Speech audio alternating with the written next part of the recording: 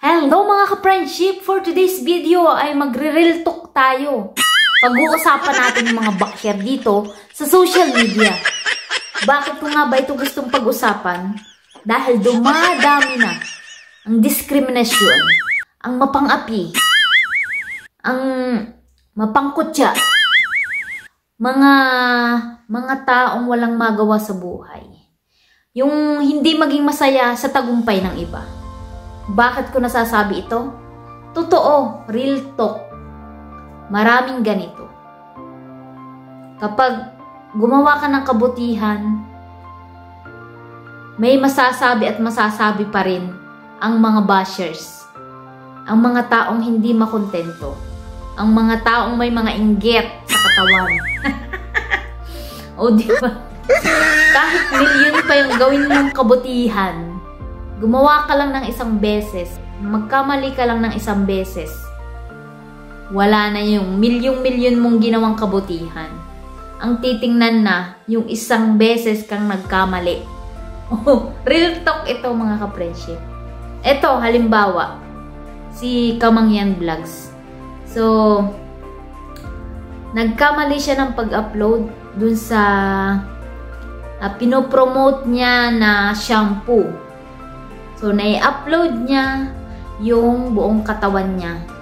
Pero, wag natin siyang kaagad husgahan. Nagkamali lang daw po siya.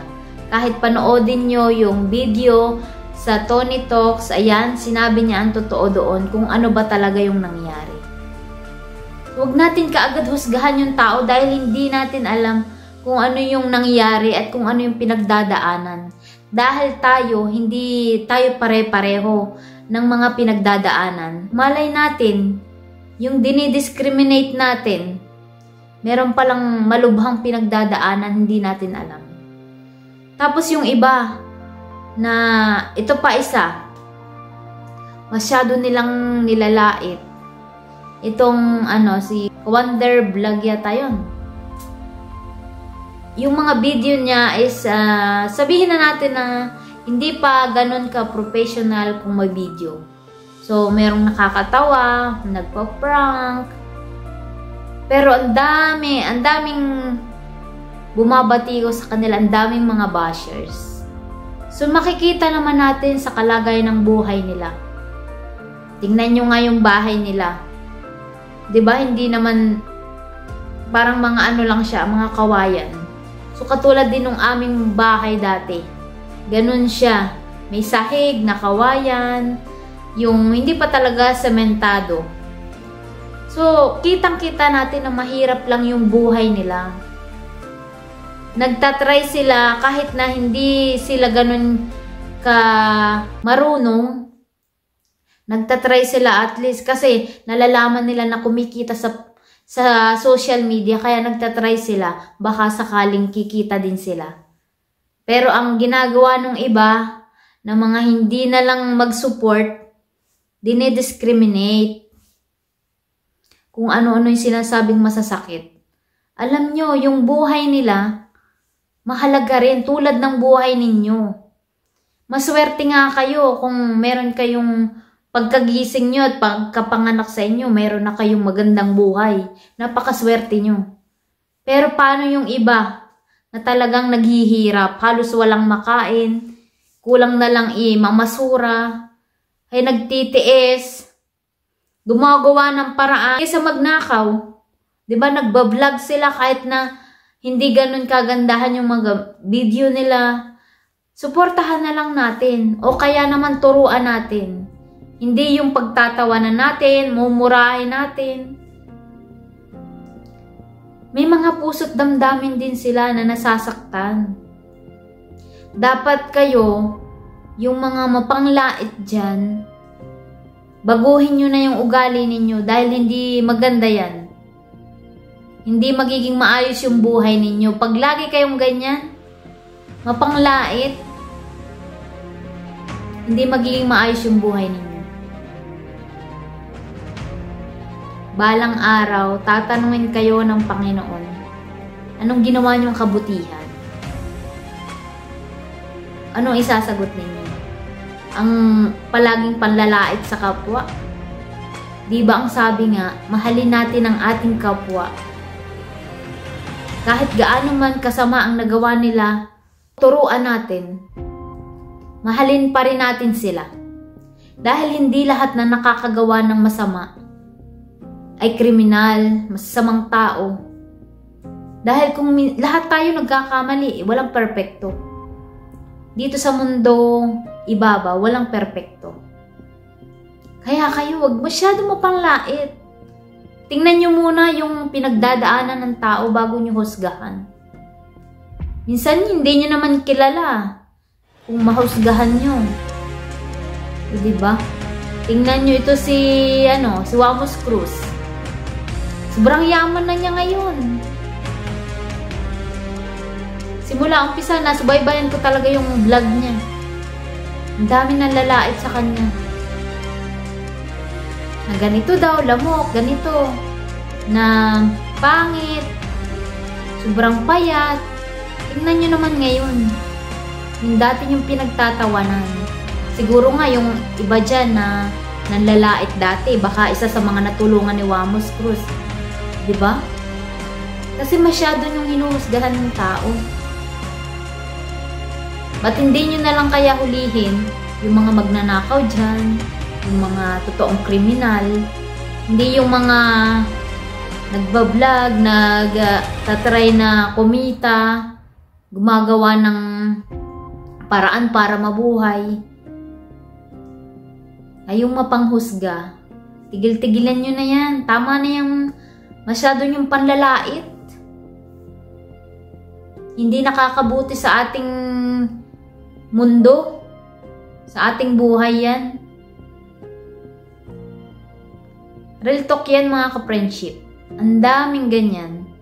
Makikita nyo sa social media. Yung mga nagbibigay, tumutulong, sasabihin. Sa camera lang yan, for views, kaya nagbibigay. Eh bakit? Kung hindi ba yan ika-camera, anong sasabihin ninyo? Di ba sasabihin nyo hindi tumutulong? Saan pa lulugar ang tao? Pag nag-video na tumutulong, sabihin nyo for the views. Pag hindi naman nagbibideo, tapos nakikita nyo na yumayaman, anong sinasabi nyo? Hindi tumutulong sa mga mahihirap. Saan pa lulugar ang tao? Dapat, ang gawin natin, kung meron man tayong makitang mali sa tao, sabihin natin. Or kaya kausapin natin ng maayos. Kung nanonood ka sa mga video na hindi mo gusto, huwag mo na lang tapusin, skip mo na lang. Marami naman dyan video. Hindi yung magko-comment ka na alam mong makakasakit sa tao.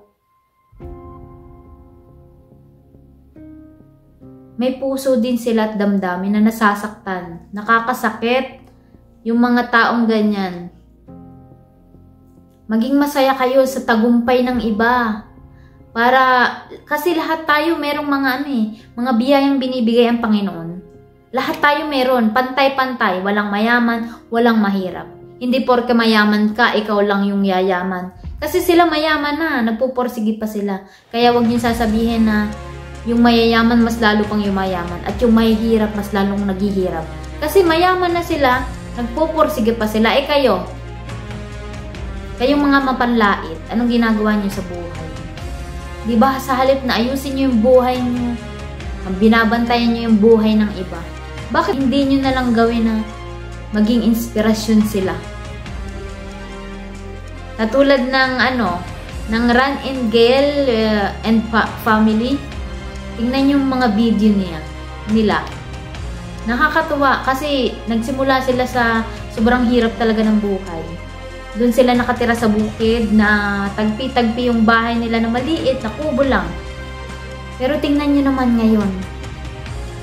Dahil naniniwala sila sa Panginoon at nagpuporsige sila. Tingnan nyo yung ngayon. Ang daming biyayang dumadating sa kanila. Pero kahit ganun, ang dami pa rin may mga basher pa rin sila. Kahit nahirap sila sa buhay, ang dami pa rin ngayong umaasenso na sila, ang daming nagsasabi na na inuuna daw yung parang mga luho, ganyan. Eh syempre, kahit ako naman, galing ako sa hirap. Kapag ka nandyan na, bakit hindi ko pa bibilhin or syempre kung ano yung makakapagpasaya sa akin, yun ang gagawin ko kasi hindi ko na nga naranasan noon eh. Bakit hindi ko gagawin ngayon kung meron naman, di ba? Sabi nung iba, puro daw bili, lahat bili. Eh, syempre, meron na silang pera ngayon kaya nabibili na nila lahat. Hindi katulad dati talaga na isang kahig santo ka, minsan nga wala pa silang pagkain. Kaya wag tayong maging mapanghusga. Alamin muna natin yung mga pinagdadaanan ng bawat tao, nahuhusgahan natin. Meron pang isang vlogger na ang content naman niya is pagpapapayat. At ang dami niyang bashers kasi sabihin na natin na hindi naman siya kagandahan. Pero mabait siya. Makikita mo naman mafe-feel mo na mabait siyang tao. So, ang laki ng pinayat niya. Pero alam niyo yung sa halip na ang tingnan ng mga tao is yung pagpapayat niya, hindi yung yung mukha niya, kung ano yung hitsura niya, yun yung mga kino-comment na ganito ang pangit mo, ang laki ng labi mo, yung basta kung ano-anong mga panlalait yung mga makikita mo sa comment section. So, di ba ang sakit ng ganun? Hindi talaga maging masaya na lang sa tagumpay ng iba.